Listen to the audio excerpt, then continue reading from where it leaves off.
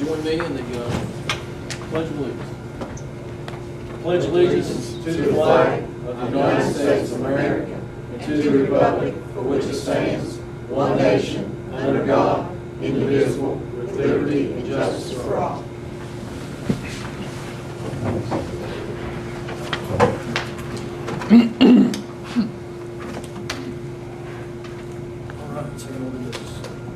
Approve the minutes of June 24, 2010 special meeting, the June 29, 2010 regular meeting, and the July 1st, 2010 regular meeting, and the July 6th, 2010 regular meeting.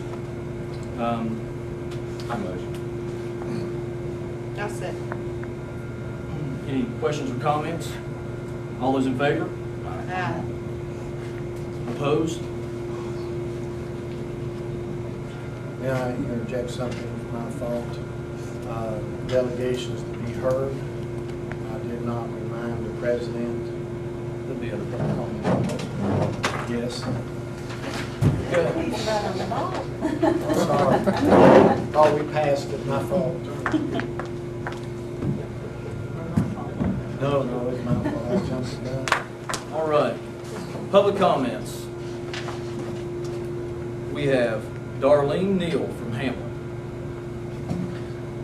I'm actually here on behalf of several employees. They're all listed on this letter that I'm giving you.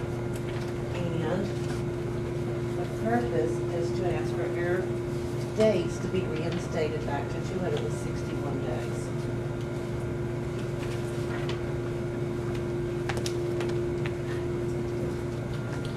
The letter that was just given to you is a request for your consideration to reinstate 261-day employment to the employees listed. Our request is not derogatory in any manner, but it's a simple request that we hope you will consider in a just manner. 14 years ago, each of us took a major cut in salary by a reduction of employment days due to budget deficits. At the time, the county was in the red of over $1 billion.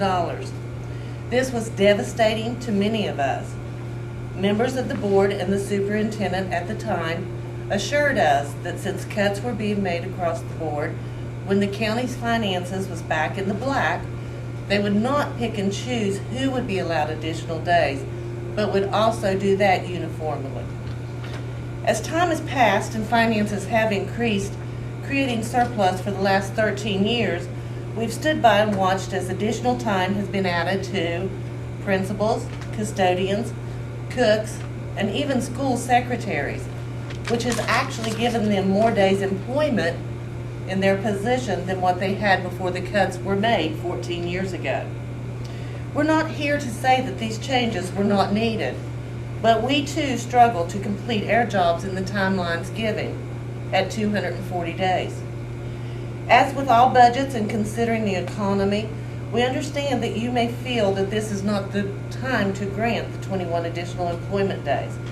But we ask that you please consider reinstating some of them at least. We've attached a small list of other county employment terms to show that you can actually award additional days with or without giving vacation time. Throughout the years, our economy has always dealt with disaster and hardships.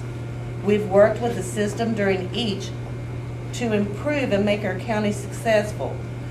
Please note that we need you to consider this request with an open mind and knowledge that each of us is essential to the system for the job we do. Our county is one that takes teamwork, and we have shown we are a dedicated team. We ask that if you cannot see a way to reinstate our 21 days, that you please look at even giving us additional time, if it be on a yearly basis as a supplement, as you have other employees. Thank you. I'll tell you what, why don't we do this? I think we need some time to look at it and to actually read it and kind of reflect on it. Am I speaking for everyone here? Okay. And what we'll do is, I think what we could do is we could probably put it on the agenda for next time to have a discussion on it openly, where we can take some time and we can actually talk about it, the need, and I'm sure Mr. Roach could give us an idea on where we need to be and what we need to, as far as, if there is a need in, with an additional appointment. But as of right now, I don't think we can make any type of decision on it because it's not, it's not on, it's not on the agenda. Correct. But I think it's something that we can look at, something that we can discuss, and just put it on the agenda for next time for discussion. Sound good? Thank you. Anyone else? Now, we're as a group, so.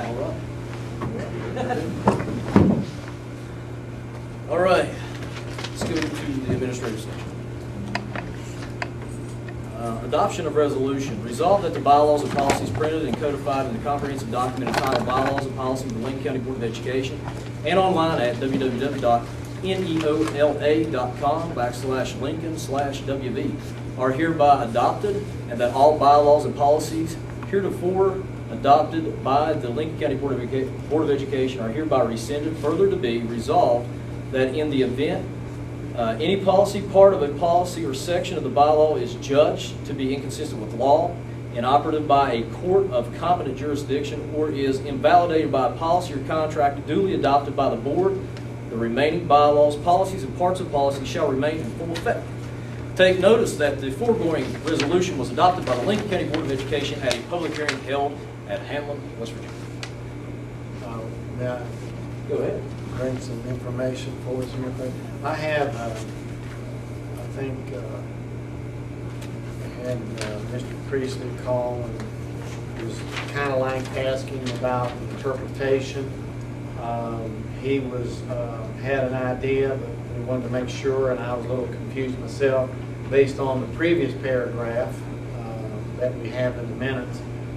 The paragraph they have described in the second one is kind of means that we're looking in the future. At any time that there's something that's passed and we go back and find a piece or a sentence or two that is invalidated, it doesn't mean the whole policy is, or the whole, all the bylaws are. It's that little piece, and it's just a protection. It's been in Neola's presentation for Word for 11 years.